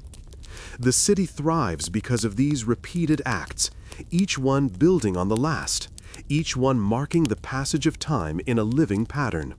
And now, in the quiet, you allow yourself to let go of tension, to sink into the comfort of rhythm and routine. You breathe slowly, deeply, letting the memory of the day's work fade into soft calm. The river, the inn, the market stalls, all are part of a larger heartbeat, a pattern that will continue tomorrow. You are both small and essential, fleeting and enduring, a part of the world and yet fully yourself. As the sun rises higher, its light softening into warmth rather than harsh heat, you feel the gentle pull of fatigue easing into peace. Your muscles relax fully now, no longer stiff from lifting, weighing, and carrying. Every movement, every motion of the day recedes into memory like gentle waves lapping the riverbank. You close your eyes briefly, imagining the market alive but calm, the crowds moving in slow, measured steps, the scents of barley, oil, and river mud drifting lazily through the streets.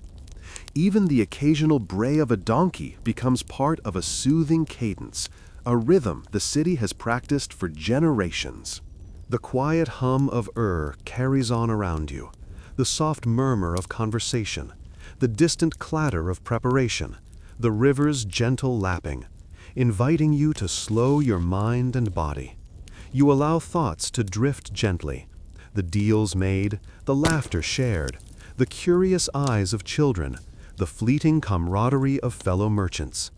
Each memory is soft, faded at the edges, a gentle mosaic that lulls your senses. The world, immense and complex, feels intimate and manageable in these moments. As your breath deepens, thoughts dissolve into the calm hum of life itself. The city, the market, the river, the people, and the day's labor all fade into soft whispers. You are both observer and participant, a single thread in an intricate tapestry. The cool night air, the faint light, the lingering warmth, all combine to cradle you in gentle comfort. Peace settles fully, slow and even. Tomorrow, the sun will rise again, and the cycle will begin anew. But for now, you are fully present, fully at ease. Sweet dreams.